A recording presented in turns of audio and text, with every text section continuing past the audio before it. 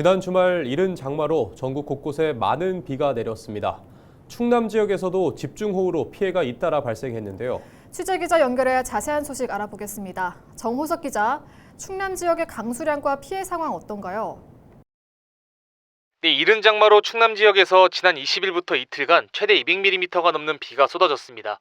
지역별로는 부여가 204mm로 가장 많았고 보령과 청양이 각각 196mm와 168mm로 뒤를 이었습니다. 집중호우에 따른 피해는 공공시설 2곳 등 모두 4건의 시설 피해가 접수됐습니다. 공주에서는 옹벽이 무너졌고 금산에서는 낙석이 발생했는데요. 다행히 두 지역 모두 안전조치는 마무리됐습니다. 태안에서는 비닐하우스 한 개동이 완파됐으며 계룡에서는 석축이 무너져 접근 금지 조치가 내려지기도 했습니다. 충남소방본부는 해당 기간 배수 지원 등 모두 158건의 안전조치를 실시했습니다. 이와 함께 도내도로 3곳과 지하철도 2곳 등 21개 교량에 대한 통행이 일시 차단됐었는데요.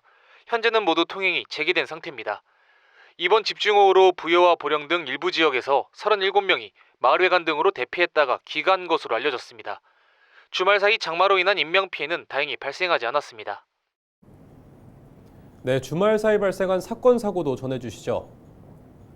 네, 먼저 서산에서 만취 상태에서 운전을 하다 사고를 내고 달아난 혐의로 20대 A씨가 검거됐습니다.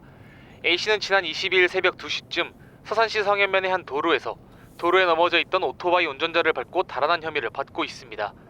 당시 사고 현장에 있던 견인차가 도주하는 A씨를 추격했으며 A씨는 도주 5분여 만에 교차로에서 연석을 들이받고 전복됐습니다.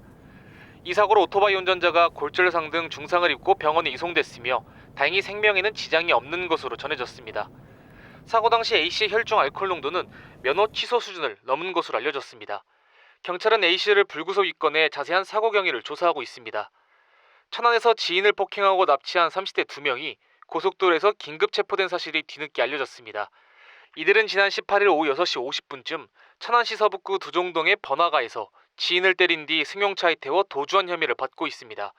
신고를 받고 출동한 경찰은 신고 접수 1시간 10여 분 만에 이들을 경부 고속도로에서 체포했습니다. 경찰은 자세한 범행 경위와 여죄 여부 등을 조사할 계획입니다. 헬로티비 뉴스 정호석입니다. 네, 소식 여기까지 듣겠습니다. 지금까지 보도국 정호석 기자였습니다.